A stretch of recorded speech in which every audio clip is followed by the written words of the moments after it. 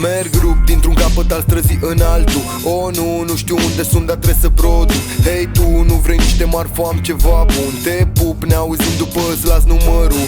Mă sună altul să-i aduc una cu parfum. Asta miroase bine, dar te ia și capul. Cât 2 grame pline, numai bine 1,4. Oricum n-are cântar și nici dealeri așa de treabă. Mă întreabă un civil de unde vin atât de rupt.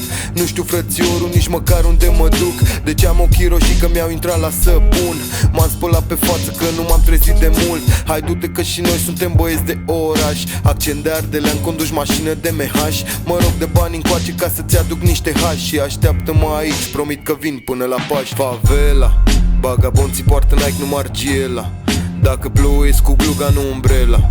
Sunt acolo, nu contează cum e vremea. Fiecare aleargă ca un Panamera.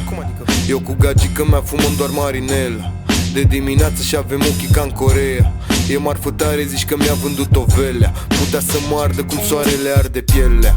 Marfă pe banii tăi, you know the game, but you don't know how to play. Mă plimb prin cartier cu căței mei. Dacă le dau drumul din lei să rămâi fără lei. Nu e o junglă de betoane, e doar marketplace. Vindem de-alea verzi, pentru de-aia verzi. Ăștia albaștri vor să ne ia când vezi garda de les. Vede-te în cartier de când facem scheme capele. Dau și gherle cu plăcere, cui nu-mi cere. Mi-am vândut boscheții, frac, cu prețuri de la lele. Fumătorii știu că iarna în greu se face rost de ele. Și sunt dispus să dea oricât pentru niște lulele.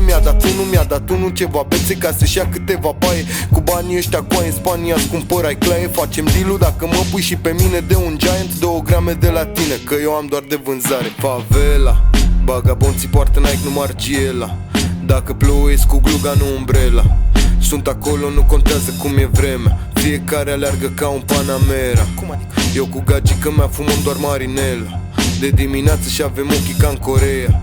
E marfă tare, zici că mi-a vândut o velea. Putea să mă ardă cum soarele arde pielea.